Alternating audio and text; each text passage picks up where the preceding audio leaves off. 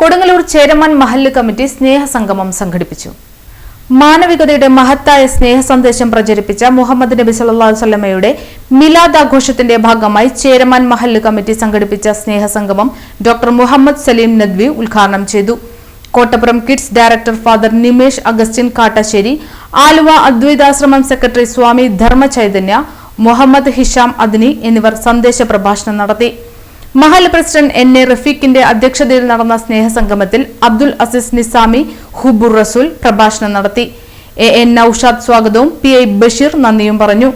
Committee അംഗങ്ങളായ Sineer M M, Hyderali T A, Navas K K, Hussain M K, Ajeeb K B, Abdul Rahman Haji, administrator Muhammed Sunais എന്നിവർ പങ്കെടുത്തു.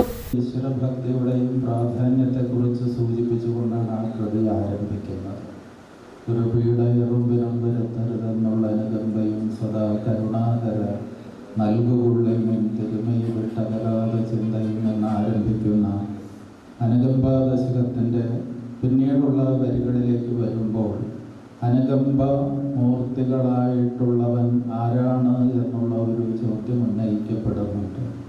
എന്നിട്ട് ഗുരു ലോകത്ത് നാളിതുവരെ ഉണ്ടായിട്ടുള്ള മഹാഗുരുക്കന്മാരെയും മഹാപ്രവാചകന്മാരെയും ഒക്കെ അതിലിങ്ങനെ സൂചിപ്പിച്ച് കടന്നു പോകുന്നുണ്ട്.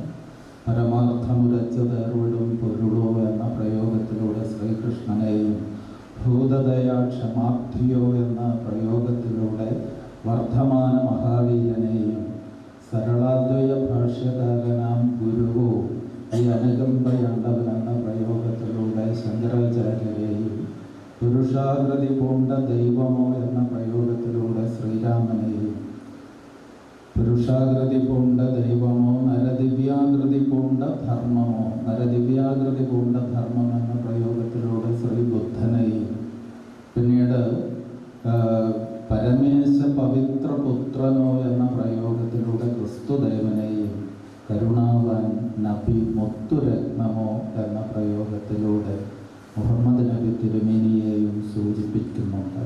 അങ്ങനെ